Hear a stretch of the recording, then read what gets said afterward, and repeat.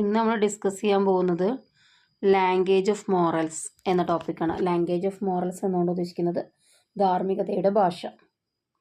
Philosophers and other thinkers in the field of ethics have been trying to answer the most fundamental question. എത്തിക്സിലെ തത്വചിന്തകരും അതുപോലെ തന്നെ മറ്റു ചിന്തകരും ഏറ്റവും അടിസ്ഥാനപരമായ ഒരു ചോദ്യം ഉന്നയിക്കുന്നുണ്ട്. എന്താണത്? The question of what is highest good, the സമ്മും ബോണും. എന്താ പറയുന്നത്?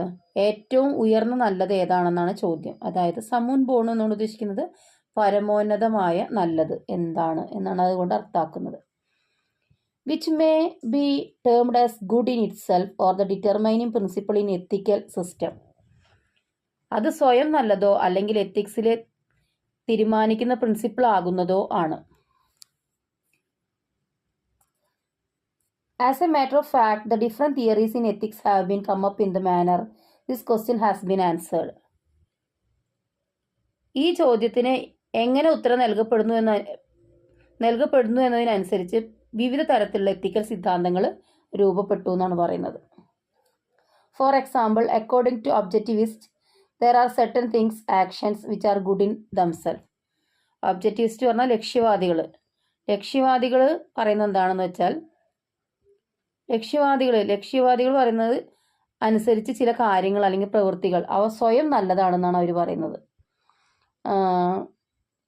സെർട്ടൻ തിങ്സ് ആൻഡ് ആക്ഷൻ, ചില പ്രവൃത്തികൾ അല്ലെങ്കിൽ കാര്യങ്ങൾ which are good in themselves, അത് സ്വയം നല്ലവയാണെന്നാണ് അവർ പറയുന്നത്. പിന്നെ the idealist thinkers following this notion assign intrinsic values to concept like truth, goodness and beauty. പിന്നെയോ ഇതിനോടനുബന്ധിച്ച് ചെയ്യുന്ന ആശയവാദികൾ, അതായത് ഐഡിയലിസ്റ്റ് തിങ്കേഴ്സ് എന്ന് പറഞ്ഞ ആശയവാദികൾ, അവർ പറയുന്നത് എന്താണ്? ഇത്തരം വാല്യൂസ്, അതായത് ഇത്തരം മൂല്യങ്ങൾ, ഇത്തരം കൺസെപ്റ്റുകൾ സത്യമാണ്, നല്ലതാണ്, സൗന്ദര്യമുള്ളതാണ് എന്നൊക്കെയാണ് അവർ പറയുന്നത്.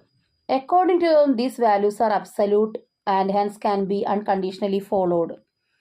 ഇത്തരം മൂല്യങ്ങൾ വളരെ നല്ല രീതിയിൽ പിന്തുടരാൻ പറ്റുന്നതും അതുപോലെ തന്നെ വളരെയേറെ നല്ലതുമാണ്.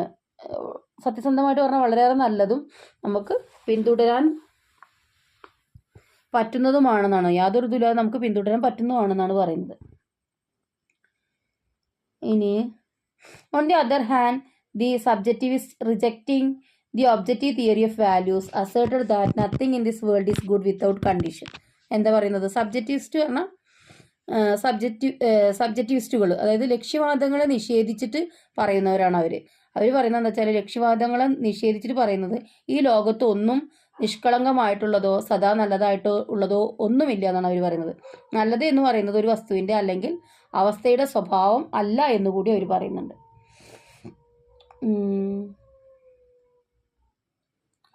Subjectivists reject the objective theory of values. ലക്ഷ്യവാദികളുടെ തിയറീനെ സബ്ജക്റ്റിവിസ്റ്റുകൾ എന്ത് ചെയ്യുന്നുണ്ട്? നിരാകരിക്കുന്നുണ്ട്. asserted that nothing in this world is good without condition. സന്ദർഭത്തിനനുസരിച്ച് ഒന്നും, അവസ്ഥയ്ക്കനുസരിച്ചിട്ട് ഒന്നും ഈ ലോകത്ത് നല്ലതല്ല എന്നാണ് അവർ പറയുന്നത്. അവസ്ഥയ്ക്കനുസരിച്ചാണ് ഓരോ കാര്യങ്ങൾ നല്ലതാകുന്നത് എന്നുകൂടിയാണ് അവർ പറയുന്നത് കേട്ടോ. ഇനി what we call good is not a quality of the object. ഒരു വസ്തുവിൻ്റെ ഗുണനിലവാരം കണ്ടിട്ട് നമുക്ക് നല്ലതാണെന്ന് പറയാൻ പറ്റില്ല. സിറ്റുവേഷൻ ഓർ ആക്ഷൻ, ഏതെങ്കിലും ഒരു സന്ദർഭത്തിൽ അല്ലെങ്കിൽ ഏതെങ്കിലും ഒരു പ്രവർത്തനത്തിനനുസരിച്ചാണ് അത് നന്നാവുക. But rather a subjective perspective of the viewer. ഇത് എന്താണ്? വ്യൂവറുടെ, അതായത് ഇത് നോക്കി കാണുന്ന ആളുടെ സബ്ജക്റ്റീവ് വീക്ഷണമാണ്. Something good for me may be bad for others. ചിലപ്പോൾ നമുക്ക് നല്ലതാവാം, പക്ഷെ മറ്റുള്ളവർക്ക് അത് നല്ലതാകണം എന്നില്ല. It may B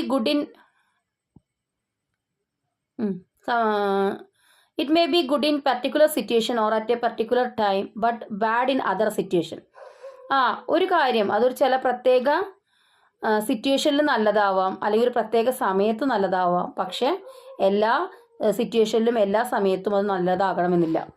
according to them there is no ultimate or absolute good. അത് ഇവരുടെ അഭിപ്രായ പ്രകാരം, അതായത് സബ്ജക്റ്റിവിസ്റ്റുകളുടെ അഭിപ്രായ പ്രകാരം അൾട്ടിമേറ്റ് ആയിട്ട് നല്ലതോ അല്ലെങ്കിൽ അൾട്ടിമേറ്റ് ആയിട്ട് ഗുഡോ ആയിട്ടുള്ള ഒരു കാര്യവും ഇല്ല എന്നാണ് പറയുന്നത്. ദ യൂട്ടിലിറ്റേറിയൻ, അടുത്ത യൂട്ടിലിറ്റേറിയക്കാരുടെ അഭിപ്രായമാണ് പറയുന്നത്. എന്താണ് ഈ യൂട്ടിലിറ്റേറിയൻ? നിങ്ങൾ എവിടെയെങ്കിലും കേട്ടിട്ടുണ്ടോ യൂട്ടിലിറ്റേറിയൻ എന്താണെന്ന്?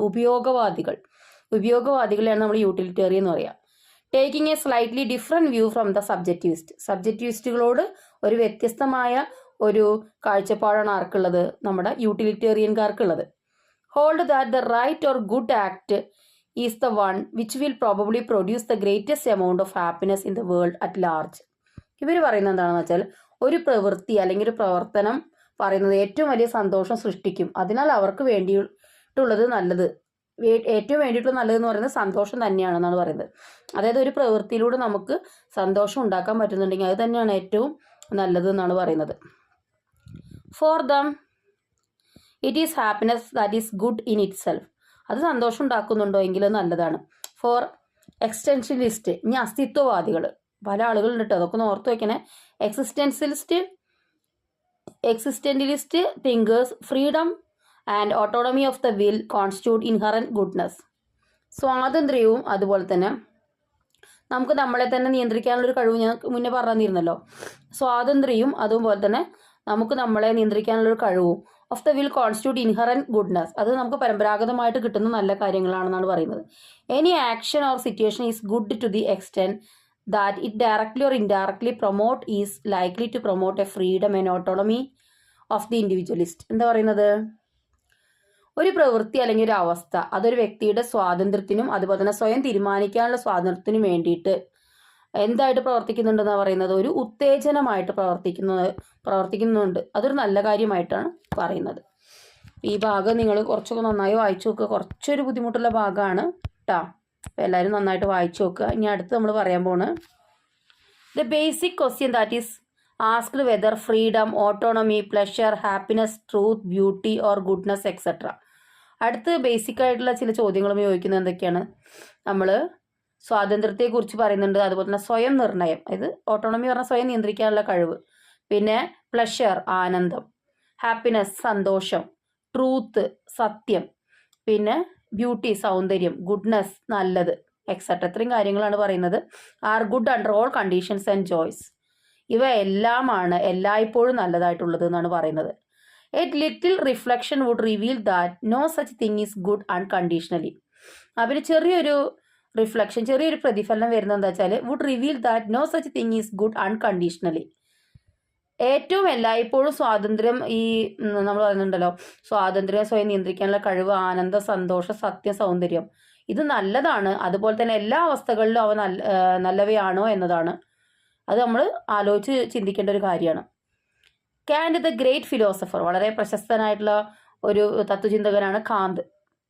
Kant the great philosopher having critically examine all such theories of good stated in one his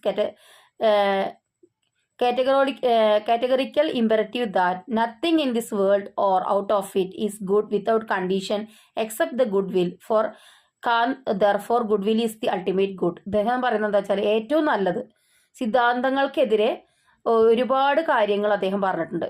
അതുപോലെ തന്നെ അദ്ദേഹം പറഞ്ഞ മറ്റൊരു കാര്യം എന്താണെന്ന് വെച്ചാൽ, having critically examine such theories, ഇത്തരം തിയറികളൊക്കെ വളരെ വിമർശനാത്മകമായിട്ട് അദ്ദേഹം എക്സാമിൻ ചെയ്തിട്ടുണ്ട്. And stated in one of his categorical imperative that, അങ്ങനെ അദ്ദേഹം ഒരു നിഗമനത്തിൽ എത്തിയത് എന്താണെന്ന് വെച്ചാൽ, അദ്ദേഹം പറയുന്നത് എന്താണ്,